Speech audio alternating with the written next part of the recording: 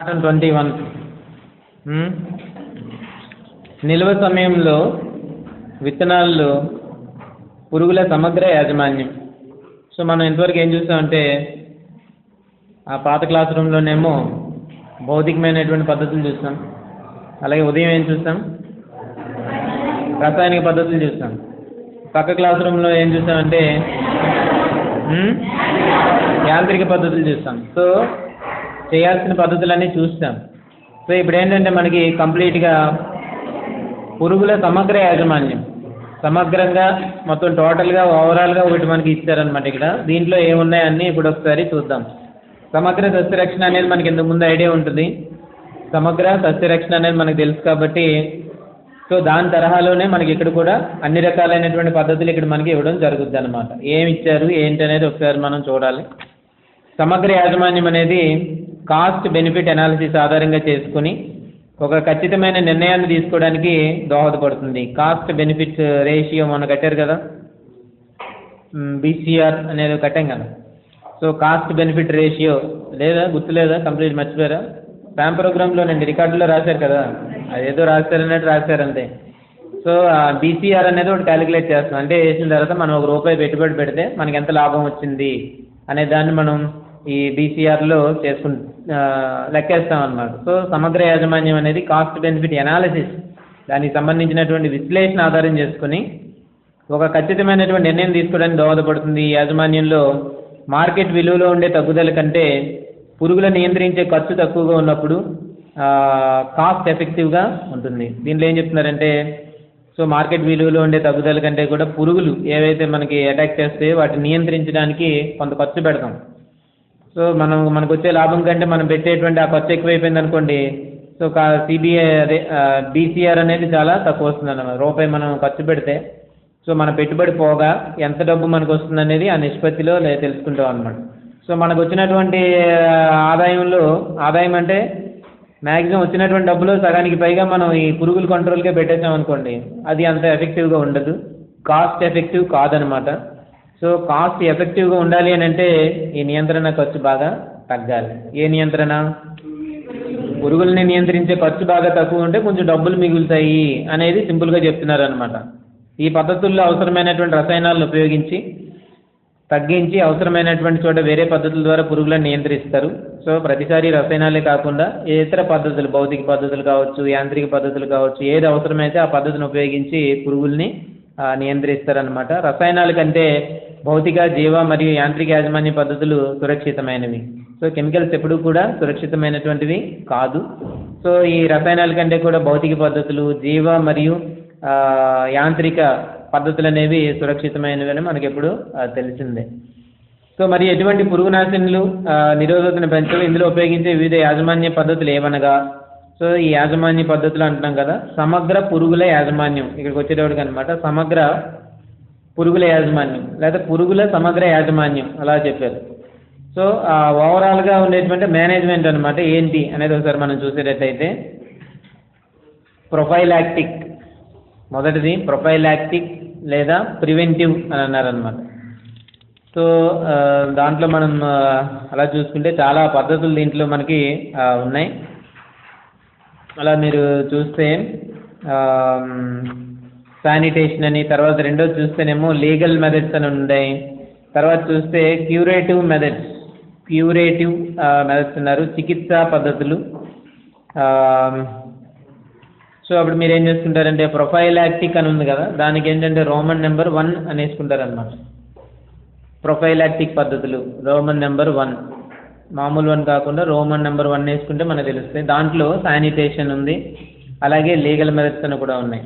Roman number 2లో curative methods అని ఉందన్నమాట. క్యూరేటివ్ మెథడ్స్, వీటిని చికిత్సా పద్ధతులని అంటారు. అలాగే దాంట్లో మీరు చూస్తే రసాయన రహిత పద్ధతులు మళ్ళీ ఉన్నాయన్నమాట.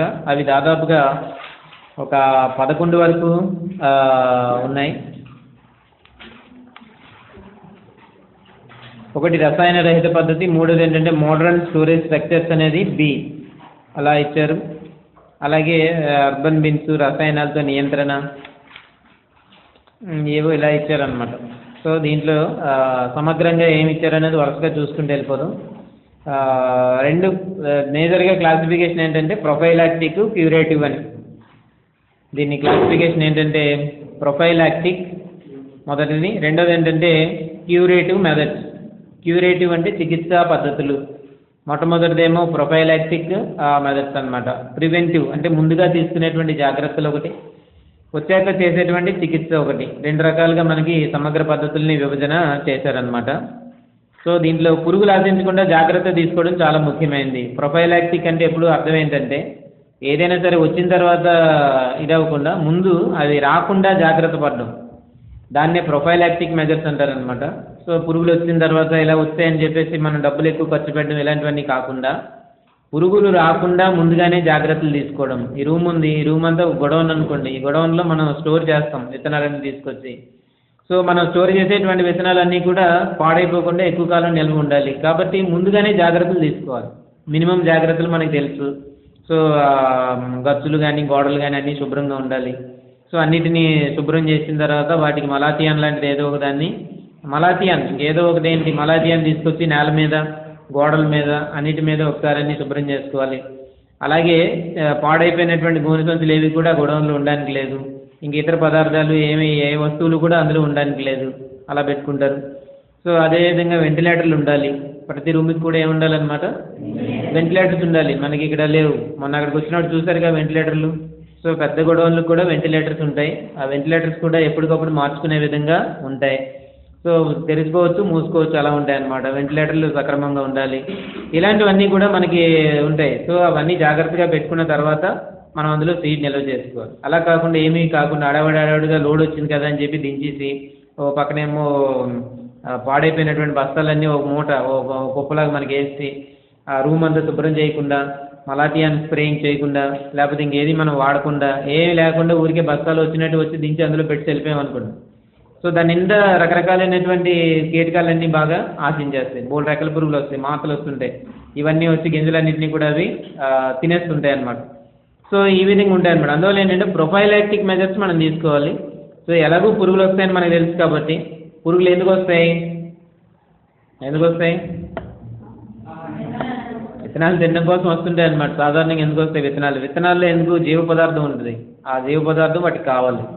ఎక్కడెక్కడికో వెళ్ళి ఫీల్డ్లోకి వెళ్ళి అన్నీ ఎక్కడ ఉన్నాయో లేదో చూసుకుని తిని అవన్నీ కంటే బదులు కావలసిన పదార్థం ఉండే తిన్న వాటికి తిన్నంత, గొడవన్లో కానీ లేకపోతే ఎక్కడైనా సరే ఏంటన్నమాట తిన్నదానికి తిన్నంత, దాని ఓపిక ఎంతైనా తినడానికి ఉంటాయి అన్నమాట.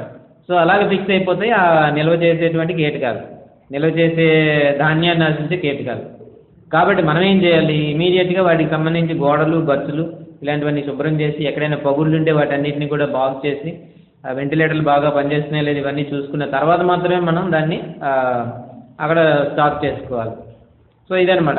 దాన్నే మనం ఏమంటామంటే ప్రొఫైలాక్టిక్ మెజర్స్ అని పిలుస్తాం అనమాట. ముందుగా తీసుకునేటటువంటి జాగ్రత్తలు అంటారు. ప్రొఫైలాక్టిక్ అంటే ఏంటి, ముందుగా తీసుకునేటటువంటి జాగ్రత్తలని వాటిని అంటారనమాట. ప్రొఫైలాక్టిక్ మెజర్స్ అని అంటాం. సో దాంట్లో ఏమి ఇచ్చారంటే శుభ్రత ఇచ్చారు. దాంట్లో ఏం చేయాలి ఏంటనేది అంటే శుభ్రత పాయింట్ వైజ్ మనకి ఇచ్చారనమాట. మీకు ఏంటంటే మన చాప్టర్స్లో చాలా ఏంటంటే వచ్చినవే మళ్ళీ మళ్ళీ రిపీట్ అయ్యి వస్తుంటాయి. కాబట్టి ఎక్కడైనా ఒక దగ్గర మనం పర్ఫెక్ట్గా చదువుకుంటే దాన్నే ఎక్కడ అవసరమైతే అక్కడ వాడుకోవచ్చు అనమాట. ఓకే, ఎక్కడ ఇచ్చారు కాబట్టి దానికి అక్కడ వర్డ్ టు వర్డ్ ఉండాలని ఎప్పుడు కూడా ఉండదు. వీలైనంత వరకు ఎక్కడ అవసరం ఉంటే అక్కడ దాన్ని వాడుకోవచ్చు. సో ఈ శుభ్రత గురించి ఎక్కడో చాలా సందర్భాల్లో మనం చూస్తుంటాం. సో విత్తనం నిల్వ చేసే గది ఎలా ఉండాలి అనేది మనకు ప్రశ్న ఉంది. సో ఆ ప్రశ్నకి ఈ ప్రశ్నకి పెద్ద తేడా ఏం లేదన్నమాట. దానికి దీనికి పెద్దగా ఏం తేడా లేదు. అక్కడ శుభ్రత గురించి చెప్తున్నారు, అక్కడ గది ఎలా ఉండాలనేది చెప్తున్నారు. రెండు దాదాపుగా ఒకే రకమైనటువంటి ప్రశ్నలు అన్నమాట. సో ఇలాగ మిక్స్ చేసుకుని రాసుకున్నా కూడా ఏ ప్రాబ్లం ఉండదు. సో ఏంటంటే విత్తనాలు నిల్వ చేసే గోదాములు బాగా శుభ్రపరచాలి. నిల్వ గోదాముల్లో ఉండే పాత మట్టిని తొలగించి సిమెంట్తో అన్ని పగుళ్ళు బాగా పూడ్చి కప్పాలి. గోదాములు తొడవడం వల్ల వచ్చిన చెత్త చెదారాన్ని దూరంగా పోసి బాగా కాల్చివేయాలి. ఇప్పుడే ఇవన్నీ చెప్పుకున్నాం. గోదాములో మలాథియాన్ 0.5% లేదా ప్రైమిఫాస్ మిథైల్ 0.5% లేదా పైరిథ్రిన్ 0.2%, 3 లీటర్లు 100 చదరపు మీటర్లకు చొప్పున పిచికారీ చేయాలి. ఆ డోస్ ఇంపార్టెంట్ అనమాట. 3 లీటర్ల మందు ద్రావణం 100 చదరపు మీటర్లకు, అది ఆ డోస్లో అలా కలపాలన్నమాట. 3 లీటర్లు మందు ద్రావణాన్ని కలుపుకొని 100 చదరపు మీటర్లకి చొప్పున దానికి పిచికారీ చేయాలి. సో అక్కడ ఇలాంటి చిన్న చిన్న గోడౌన్స్లో పెద్దగా చదరపు మీటర్లు పెద్దగా ఎక్కువ ఉండవు. మనం వెళ్ళినటువంటి గోడౌన్లో కొన్ని వందల చదరపు మీటర్ల ఇది అది. సో ఆ టెక్నికల్ విషయాలన్నీ వాళ్ళు ఎవరైనా ఉంటే కనుక మనకి చెప్తారు, ఇది ఎన్ని చదరపు మీటర్లు ఉంటుంది, దీని స్టోరేజ్ కెపాసిటీ ఎంత, ఎంత పర్ డే ఎంత ప్రాసెసింగ్ జరుగుతుంటుంది, ఇలాంటివన్నీ కూడా వాళ్ళు ఎవరైనా టెక్నికల్ స్టాఫ్ ఉంటే మనకి చెప్తారనమాట. సో అక్కడ మనం ఆ వివరాలన్నీ వాళ్ళని తెలుసుకోవచ్చు. కానీ ఇక్కడ డోస్ ఏంటంటే 3 లీటర్లు 100 చదరపు మీటర్లకు చొప్పున పిచికారీ చేసుకోవాలి. 3 లీటర్ల మందు ఇంపార్టెంట్ డోసేజ్ అనమాట. 3 లీటర్లు 100 చదరపు మీటర్లకి ఎన్ని లీటర్ల మందు ద్రావణాన్ని పిచికారీ చేయాలని బిత్తి ఇచ్చారనమాట. 100 చదరపు మీటర్లకు ఎన్ని లీటర్ల మందు ద్రావణం పిచికారీ చేయాలి ఎంత? 3 లీటర్లు. అది విత్తనాలు నిల్వ చేయడానికి కొత్త గోనె సంచులు మాత్రమే ఉపయోగించాలి. ఎప్పుడైనా సరే ఏం చేయాలన్నమాట, కొత్త గోనె సంచులు మాత్రమే ఉపయోగించాలి. అంతకు మించి పాతవి అవి ఇవి తెచ్చి ఉపయోగించడానికి లేదు. నిల్వ చేయడానికి ముందు విత్తనాలను బాగా ఎండబెట్టి వాటి తేమ, ఇంకా తర్వాత మధ్యలో పాయింట్, పాత సంచులను సైపర్మెత్రిన్ 0.01% లేదా ఫెన్వలరేట్ 0.01% లేదా మలాథియాన్ 0.1% ద్రావణంలో 10 నిమిషాల పాటు ముంచి. సో పాత సంచులు ఉంటాయి కదా, ఆల్రెడీ ఒకసారి వాడేసినటువంటి సంచులు ఇలాంటివి ఉంటే వాటిని పడైనవసరం లేదు, కాకపోతే కొంత ట్రీట్మెంట్ చేయాలి. సంచులను పడైనవసరం లేదు, వాటికి కొంత ట్రీట్మెంట్ చేయాలి. ట్రీట్మెంట్ ప్రకారం ఏంటంటే సైపర్మెత్రిన్లో కానీ ఫెన్వలరేట్లో కానీ, ఈ రెండు కూడా ఉదయం చెప్పాను నేను. సో ఈ రెండింటిని కూడా ఏమంటామంటే సింథటిక్ పైరిథ్రాయిడ్స్. ఈ రెండు సింథటిక్ పైరిథ్రాయిడ్స్. మరి మెత్రిన్ అని రాలేదు కదా అంటారు, ఫెన్వలరేట్ అంటే దానికి రాదు, అయినా సరే అది సింథటిక్ పైరిథ్రాయిడే.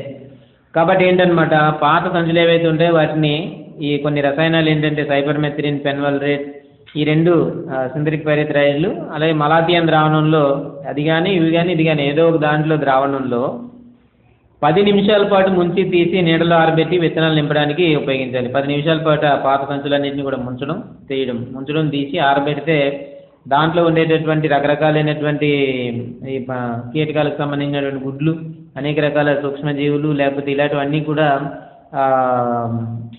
పోయి మనకి ఫ్రెష్గా తయారవుతాయి అన్నమాట. మళ్ళీ వాడుకోవడానికి పనికొస్తాయి. లేకపోతే ఏమవుతుందంటే మళ్ళీ వెంటనే ఇమీడియట్గా కీటకాలకు సంబంధించినటువంటివన్నీ కూడా వాటి లార్వా దశలు, ప్యూపా దశలు ఇలాంటివన్నీ గోనె సంచులు ఉంటాయి. సంచుల మధ్యలో జూట్ ఫ్యాక్టరీ చూసారా? చూడలేదు. మీరు చూడాల్సినవన్నీ వాళ్ళు చూశారు, వాళ్ళు చూడాల్సినవన్నీ మీరు చూశారు. సో సంచుల గురించి ఉంటుంది మీకు. అసలు జూట్ ఫ్యాక్టరీ అనేదని మీరు తీసుకెళ్ళాలి. సంచుల గురించి ఇంత మనకి 2-3 లెక్చర్లు ఉన్నాయి కంటిన్యూగా. సో అక్కడ జూట్ ఫ్యాక్టరీలో ఏం చేస్తుంటారంటే జూట్ వస్తుంటుంది, జూట్ని పంపిస్తుంటారనమాట మిషన్స్. అదే ఫ్యాక్టరీ చాలా పొడవుగా ఉంటుంది. వెళ్ళినటువంటిది చాలా దూరం. ఇక్కడ ఎంటర్ అయితే చాలా దూరం అనమాట. ఆ ఊరు చివర మన ఫెన్సింగ్ ఉంటాయి కదా, ఇక్కడ నుంచి ఫెన్సింగ్ ఉన్నంత దూరం పొడవుగా ఉంటాయి అవి. సో ఈ మధ్యలో అన్ని రకరకాల ప్రాసెసింగ్లు జరుగుతుంటాయి అనమాట. ఆ జూట్ని తీసుకెళ్ళడం, అదేదో చిన్న పురుకోసగా తయారవుతుంది. కొంతమంది ఏమో పెద్ద పురుకోస తయారు చేస్తుంటారు. ఇలాగ తాళ్ళు సెపరేట్ అయిపోతుంటాయి. దేని పురుకోస సెపరేట్ అయిపోతుంటుంది. మార్కెట్లో ఏదైనా పొట్లాలు కట్టాలంటే ఒక తాడు వాడతారు, పలసగా ఇలాగని ఇలా తెంపేస్తారు. సో అదంతా జూటే. సో అటువంటివన్నీ కూడా చిన్న ఇదిగా తయారు చేసి ఒక పక్కన తయారవుతున్నాయి. అలాగే ఇంకా పురికోస, మనం ఉపయోగించేటువంటి పురికోస ఉంటుంది కదా, అది కూడా ఒక పక్కన తయారు చేస్తున్నారు. ఇంకా రకరకాల ఆర్డర్ల ప్రకారం కొన్ని తయారు చేస్తున్నారు అన్నమాట. ఫైనల్గా ఏంటి, దాంట్లో ఇవన్నీ ఒక పక్కన, రెండో పక్కన ఏంటంటే సంచులు తయారీ. సంచుల్లో చాలా రకరకాలు మనకు ఉంటాయి. ఈ గోనె సంచుల్లో చాలా రకాలు మనకి ఉంటుంటాయి అన్నమాట. ఇప్పుడు మామూలు ఉల్లిపాయలు నిల్వ చేసేటువంటి సంచులు ఒకలాగా ఉంటాయి. ఉల్లిపాయలు వేసే సంచులు ఏ విధంగా ఉంటాయి? పలసగా ఉంటాయండి. దాంట్లో మనకి అంత పురుకోస అలా కనబడుతూనే ఉంటుంది, పలసగా ఉంటాయి. ఇప్పుడు ఉల్లిపాయలే కదా, ఉల్లిపాయలు అంటే మరీ ఇంత ఆవాల్లో ఉంటాయండి.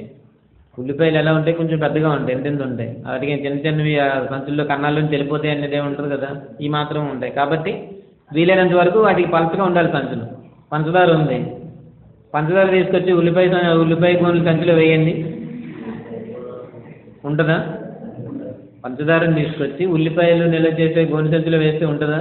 ఇక్కడి నుంచి అంత దూరం తీసుకెళ్ళి మొత్తం గారిపోదు. కాబట్టి ఏం చేస్తారంటే ఉల్లిపాయల సంచులు వేరేగా చేస్తారు, పంచదార నిల్వ చేసే సంచులు వేరేగా చేస్తారు. అంటే అంతా మారిపోతుంటుంది అన్నమాట కంప్లీట్గా. మొత్తం అందులో ఉండేటువంటి స్ట్రక్చర్ అంతా మారిపోతుంటుంది. దగ్గరగా పోగులు దగ్గరగా వస్తుంటాయి. సో ఆ సంచులో పంచదారే వేసుకోవాలి. ఎందుకంటే ఎంత వేసినా సరే ఒక ఇది కూడా బయటికి రాకుండా ఉంటుంది అనమాట. దానికోసం వేరేగా ఆర్డర్. ఉల్లిపాయల సంచులు వీటి రెండింటికి కూడా మధ్యస్థంగా కొన్ని సంచులు అలా ఉంటుంటాయి. సో గోని సంచులు సైజే కాకుండా గోని సంచులు డబుల్ సైజులో కొన్ని సంచులు తయారు చేస్తున్నారు. సో ఇలా అనమాట. సో ఈ విధంగా రకరకాలైనటువంటి సంచులన్నీ తయారు చేస్తారు. అవి అన్నీ మీకు చూస్తే కొద్దిగా ఐడియా మీకు వచ్చుండేది. సరే మనకు అవకాశం ఉంటే ఉంటుంది, లేకపోతే లేదు. అయినా నేను మీకు చెప్పాను కదా ఇలా ఇలా ఉంటాయని చెప్పి. సో ఈ సంచుల్లో రకాలు ఇక్కడే మన జీగ్రామ్ దగ్గర ఫ్యాక్టరీలు ఇవన్నీ చేస్తుంటారు అన్నమాట. సో నిల్వ చేయడానికి ఉపయోగించేటువంటి ఈ సంచులన్నీ కూడా ఒకసారి వాడతాం, కొత్త సంచులు వాడాలి అని అన్నాం, వాడేసిన తర్వాత సంచులన్నీ మిగిలిపోతాయి. మళ్ళీ ఒక సీజన్ వాడారు, ఆల్రెడీ అంతా ఒకసారి ఇదైపోయాయి కాబట్టి ఒకసారి మనం వాడాం కాబట్టి వాటిలో ఈ కీటకాలకు సంబంధించినటువంటి గుడ్లు ఉండొచ్చు, కీటకాలకు సంబంధించినటువంటి చిన్న చిన్న లార్వాలు ఉండొచ్చు, కీటకాలకు సంబంధించినటువంటి ప్యూపాలు ఉండొచ్చు. ఏ దశ అయినా సరే అందులో ఉండడానికి అవకాశం ఉందన్నమాట. సో కాబట్టి ఏంటి, మనం వెంటనే వాటన్నిటిని శుభ్రంగా క్లీనింగ్ చేస్తేనే కానీ ఉపయోగించడానికి లేదు. ఎలా క్లీన్ చేయాలంటే 3 రకాలు ఇచ్చారు మనకి. సైపర్మెథ్రిన్ వాడచ్చు, ఫెన్వల్రేట్ వాడచ్చు, మలాథియన్ వాడచ్చు. ఈ మూడిట్లో ఏదో ఒక ద్రావణాన్ని తీసుకోవడం, ఆ ద్రావణం బకెట్లో తీసుకుని సంచులన్నింటిని కూడా దాంట్లో 10 నిమిషాలు ముంచడం తీయడం, 10 నిమిషాలు ముంచడం తీయడం. ఇలా చేస్తే దాంట్లో ఉండేటువంటి ఇదంతా కూడా ఈ కీటకాలకు సంబంధించిన ఏమున్నా సరే అవన్నీ నాశనం అవుతాయని మనకి ఇక్కడ చెప్తున్నారు అనమాట. నిల్వ చేయడానికి ముందు విత్తనాలను బాగా ఎండబెట్టి వాటి తేమ 10% కంటే తక్కువ వచ్చినప్పుడు మాత్రమే నిల్వ చేయాలి. మాయిశ్చర్ మీటర్ చూసారు కదా మొన్న వచ్చినప్పుడు అక్కడ సీడ్ ప్రాసెసింగ్ ప్లాంట్లో మనం మాయిశ్చర్ మీటర్ అనేది చూసామా. సో మాయిశ్చర్ మీటర్లో మనకు తెలుస్తుంది అనమాట. అది ఎప్పటి నుంచో పనిచేయట్లేదు, అది వాళ్ళు మనకి మొన్న పనిచేయట్లేదు అని చెప్తున్నారు, కానీ 2-3 ఏళ్ళుగా అది పనిచేయట్లేదు. సో అది ఎప్పటి నుంచి తెచ్చి ఇది ఎప్పుడు పనిచేయట్లేదని అని చెప్తున్నారు. వాళ్ళు ఎలా మెయింటైన్ చేస్తున్నారో మనకే తెలియదు. సో మాయిశ్చర్ మీటర్లో మనం ఏదైతే గింజలు ఉంటే గింజలు, లేకపోతే ఏవైతే అవి మొక్కజొన్నలు అయితే మొక్కజొన్నలు, ధాన్యం అయితే ధాన్యం తీసుకొచ్చి దాంట్లో వేస్తే ఆటోమేటిక్గా దానికి హ్యాండిల్ ఉంది కదా, ఆ హ్యాండిల్ దగ్గర మనకి రీడింగ్ వచ్చేస్తుంది. సో ఆ రీడింగ్ దగ్గర ఏంటనమాట, దాంట్లో ఎంత పర్సెంటేజ్ మాయిశ్చర్ ఉంది, తేమ శాతం ఎంత అనేది మనకు అక్కడ వచ్చేస్తుంది అనమాట. సో ఆ తేమ శాతం ఎంత ఉందో మనం చూసుకుంటాం. ఇంకా 13-14% అలా ఉన్నాయంటే వెంటనే రిజెక్ట్ చేస్తారనమాట. లేకపోతే అక్కడే పక్కనే ఆరబెట్టుకోవడానికి అవకాశం కల్పిస్తారు. సో దాన్ని కనీసం 10%, వాళ్ళు అక్కడ చెప్పింది మనకి ఎంత శాతానికి చెప్పారు మనకి 12. బాబు ఇలాంటి ప్రశ్నలు అడిగిన వెంటనే సమాధానం చెప్పడానికి ప్రయత్నం చేయండి. అసలే మీరు డిఎస్సి స్టూడెంట్స్, తేమ శాతం కూడా తెలియకపోతే ఏమంటారు. ఎంత తేమ శాతం ఉండాలి ధాన్యం పంటలకి? 12, కనీసం మినిమం శాతం 12 అయినా ఉండాలన్నమాట. 12 అలా ఉండాలి. 12 నుంచి 10%, 10 నుంచి 12% ఉంటే ఇంకా మంచిది. 12% ఉండాలి మినిమం. యాక్సెప్ట్ చేయాలంటే కనీసం 12% ఉండాలి. సో 13% ఉన్నా యాక్సెప్ట్ చేస్తున్నామండి అని ఆవిడ చెప్పారు కదా అక్కడ. మరి మీరు అలాంటివన్నీ వినాలి మరి. సో ఒక 13% ఉన్నా సరే ఒక సందర్భంలో మేము యాక్సెప్ట్ చేస్తున్నామని కూడా వాళ్ళు చెప్పడం జరిగింది. కాబట్టి ఏంటంటే మనకి రికమెండేషన్ ఏంటంటే యాక్చువల్గా నిల్వ చేయడానికి ముందు విత్తనాలను బాగా ఎండబెట్టి వాటి తేమ 10% కంటే తక్కువ వచ్చినప్పుడు మాత్రమే వాటిని నిల్వ చేయాలి. ఎక్కువ రోజులు నిల్వ చేయాలి అని అంటే తేమతో ఎప్పుడు కూడా నిల్వ చేయడానికి లేదు. బాగా ఆరబెట్టి నిల్వ చేయాలి. నూనె గింజ పంటలు అయితే ఇంకా బాగా తగ్గించాలి. ఆహార ధాన్య పంటలకు ఒకలాగా ఆరబెట్టాలి. ఇవన్నీ మనకు తెలిసినవే. సో ఆ పర్సంటేజ్ వచ్చినంత వరకు ఆరబెట్టి ఆ తర్వాత మాత్రమే నిల్వ చేయాలన్నమాట. దీన్నే మనం ఏమంటామంటే శానిటేషన్ అంటాం. అంటే దాంట్లో మనం ఏదైనా గొడవల్లో విత్తనాలని నిల్వ చేయడానికంటే ముందు మనం తీసుకోవాల్సినటువంటి జాగ్రత్తలు అంటారు వీటన్నిటిని కూడా. నిల్వ చేయడానికంటే ముందు తీసుకోవాల్సినటువంటి జాగ్రత్తలు అనమాట. రెండోది కూడా ఇచ్చారు, లీగల్ మెథడ్స్ అని, చట్టబద్ధమైనటువంటి పద్ధతులు. Destructive insect pest act 1914 which అది డిస్ట్రక్టివ్ ఇన్సెక్ట్ పెస్ట్ యాక్ట్ 1914 చట్టం ప్రకారం ఒక ప్రాంతం నుంచి వేరే ప్రాంతానికి కొత్త పురుగుల వ్యాప్తిని నిరోధించవచ్చు. ఇవన్నీ కూడా ప్రొఫైలాక్టిక్ పద్ధతుల్లోకే వస్తాయి. ఇవన్నీ కూడా ఏదైతే ఉన్నాయో అన్నీ కూడా ప్రొఫైలాక్టిక్ పద్ధతుల్లోకే వస్తాయన్నమాట. ఈ ప్రొఫైలాక్టిక్ పద్ధతుల్లో చట్టాలు కూడా ఉన్నాయన్నమాట. కొన్ని చట్టాలు కూడా చేశారు. ఈ చట్టాలు ఏం చేశారు, ఒక ప్రాంతం నుంచి ఇంకో ప్రాంతానికి ఏ సీడ్ మెటీరియల్ పడితే ఆ సీడ్ మెటీరియల్ తీసుకుని వెళ్ళకూడదు. ఎందుకనంటే దానికి చట్టం ఉందన్నమాట. కొత్త ప్రదేశంలోకి వెళ్ళేటప్పటికి మళ్ళీ వచ్చాయనుకోండి, అలాగే ఆ ఎంటైర్ ఏరియా అంతా వ్యాపిస్తుంది. చెరుకు ఉంది, చెరుకులో ఎర్రకుళ్ళు తెగులు అనేది మన రాష్ట్రంలో ముందుగా లేదన్నమాట. చెరుకులో ఎర్రకుళ్ళు తెగులు అనేది మన రాష్ట్రంలో ముందుగా లేదు. అది ఎక్కడో వేరే రాష్ట్రాల్లో ఉంది. సో మహారాష్ట్ర లేకపోతే అటువైపు వేరే రాష్ట్రాల్లో అది ఎక్కువగా ఉందన్నమాట. మన రైతులు ఏం చేస్తారు, ఎవరో తెలిసిన పరిచయస్తులు ఉంటారు కదా, ఇక్కడ ఉండేటువంటి బంధువులు అక్కడ ఉంటారు. సో సో వాళ్ళ దగ్గర చెరుకు మంచి వెరైటీ ఒకటి ఉంది, మంచి దిగుబడి కూడా చాలా బాగా వస్తుందా, తీసుకెళ్ళు అని చెప్పేసి ఎవరో ఒక బంధువులు అక్కడ ఉన్నవాడు ఇక్కడికి కొబ్బరి కాదు చెరకు ముచ్చెలు సప్లై చేశాడు, చెరకు ముచ్చెలు సప్లై చేశాడు అనమాట. సో ఆ విధంగా వాడికి తెలిసినోడు అలాగే 10 ఎకరాలు 5 ఎకరాలు ఎంతో మొత్తానికి ఇక్కడ కల్టివేషన్ చేశారు. సో దిగుబడి అయితే బాగానే వస్తుంది, కానీ దానికి ఏమైందంటే పంట కాలంలో ఎర్రకుళ్ళు తెగులు అనేది వచ్చేయడం మొదలెట్టింది అనమాట. సో మన రాష్ట్రంలో అయితే ఎర్రకుళ్ళు తెగులు ఇంత ముందు కాలంలో ఉండేది కాదు. సో ఎప్పుడైతే రైతులు మిగతా రాష్ట్రాల నుంచి ఈ ముచ్చెలు తీసుకొచ్చి ఇక్కడ మన ప్రాంతంలో పండించడం మొదలెట్టారో అక్కడ ఆ ముచ్చెలతో పాటుగా ఆ తెగులు మన రాష్ట్రంలోకి ప్రవేశించింది. సో అదే చట్ట ప్రకారం వెళ్ళారనుకోండి, అలా ప్రవేశించడానికి లేదు. ఎందుకు? చట్టం అక్కడ ఎవడైనా కేసు పెట్టవచ్చు. ఇదిగో పలానా దగ్గర ఉన్న ఎర్రకుళ్ళు ఉన్న సీడ్ నువ్వు తెస్తున్నావు కాబట్టి నీ మీద చట్టపరమైన చర్యలు తీసుకుంటాం అని అవతల వాడిని బెదిరించవచ్చు. కానీ అలా బెదిరించడానికి అవకాశం లేదు. బంధుత్వాలు లేదా ఫ్రెండ్షిప్లు ఇలాంటివన్నీ ఉంటాయి కదా. సో ఇలాంటివన్నీ ఉండి ఏం జరిగింది, మొత్తం మీద ఓవరాల్గా తీసుకొచ్చి మొత్తం రాష్ట్రం అంతా నాశనం చేశారు. వేరే ప్రాంతాల నుంచి దాన్ని తీసుకుని వచ్చి ఇప్పుడు ఎక్కడ చూసినా ఎర్రకుళ్ళు కనబడుతుంది. సో ఒకసారి ఒక ప్రాంతంలో అది సెటిల్ అయిపోయిన తర్వాత అంత తొందరగా దాన్ని మనం బయటికి పంపించేయడం అనేది కూడా కుదరదు అనమాట. ఎందుకంటే దాని శిలీంధ్రము, దానికి సంబంధించినటువంటివి అన్నీ కూడా స్పోర్లు అక్కడ ఉండేటువంటి వాతావరణంలోను అక్కడ ఉండేటువంటి నేలలోను అన్నీ కూడా ఎక్కడ పెడితే అక్కడే ఉంటుంటాయి. సో కంప్లీట్గా ఎరాడికేట్ చేయడం అనేది చాలా కష్టం అనమాట. పంట ఆపేయాలి, చెరుకు పంట అంతా వేయడం ఆపేయాలి ఒక 3-4 సంవత్సరాల పాటు. అదే వీలు పడదు. ప్రతిసారి ఎవరొకరు వేస్తుంటారు. సో దీన్ని ఉపయోగించిన ఫ్యాక్టరీలు ఉంటాయి. ఫ్యాక్టరీల మీద ఎంతోమంది ఆధారపడిన వాళ్ళు చాలామంది ఉంటారు. సో చెరకు ఫ్యాక్టరీ అనేది చాలా ఎక్కువ మందికి ఉపాధి కల్పించేటువంటి ఉపాధి కల్పనా రంగం. వ్యవసాయానికి ఆధారమైనటువంటి పరిశ్రమల్లో మొట్టమొదటిలో ఉండేది ఏంటంటే చెరకు, ఆ తర్వాత కాటన్ లేదా చెరకు అనమాట. వ్యవసాయం పంట పండిస్తాము, పంట పండించి నేరుగా ఎక్కడికి వెళ్ళాలి, మిషన్స్లోకి వెళ్ళాలి.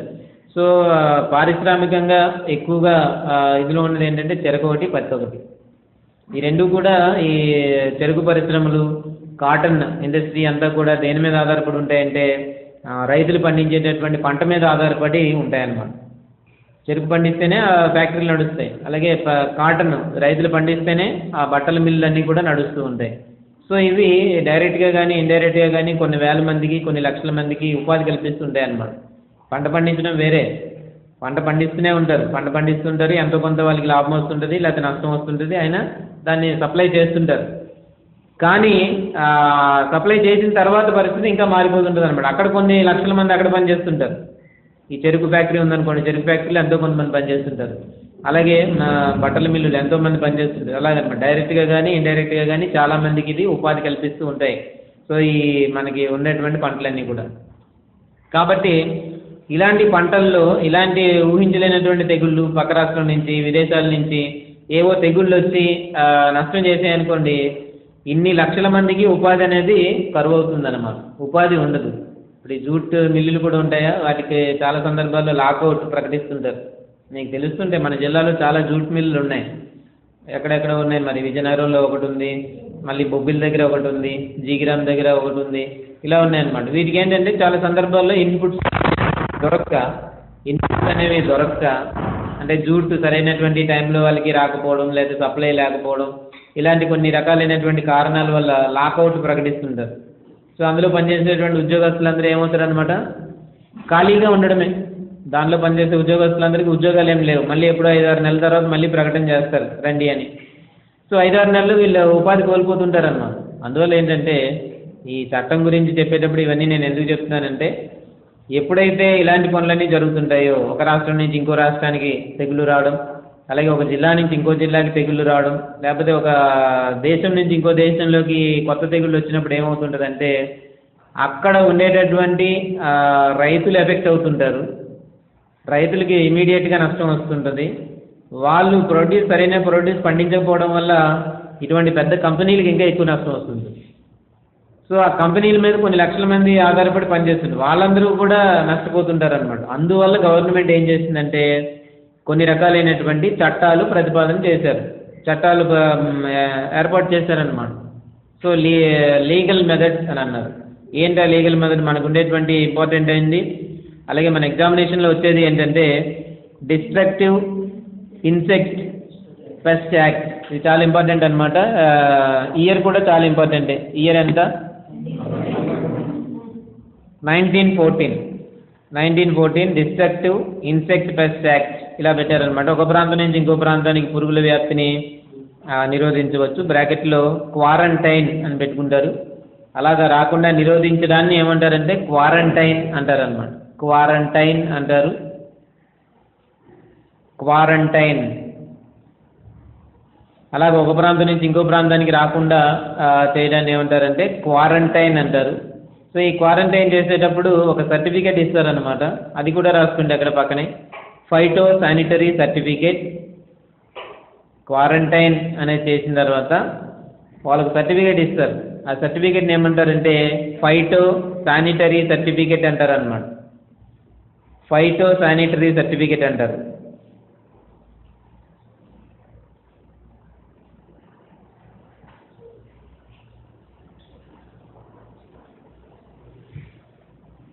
సో ఇదనమాట.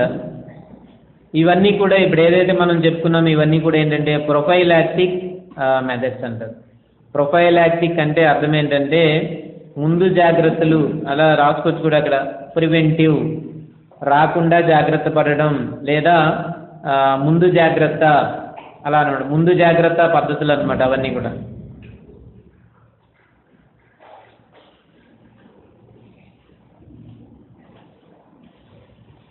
సో శానిటేషన్ ఒకటి, లీగల్ మెథడ్స్ ఒకటి, ఇవి ఒకటి. దీనికి ఆ అని తీసేసి దానికి ఒకటే నేర్చుకోండి, అక్కడ సరిపోద్ది. ఆ అని పెట్టారు కదా, శానిటేషన్ శుభ్రత అనే దగ్గర ఆ అని రాశారు. ఆ తీసేసి ఒకటి శుభ్రత, 2 లీగల్ మెథడ్స్ అలా అన్నమాట.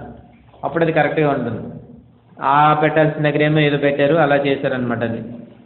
సో వీటిని ఏమంటామంటే లీగల్ మెథడ్స్ అని అంటాము. చట్టబద్ధమైనటువంటి పద్ధతులు ఇవన్నీ కూడా.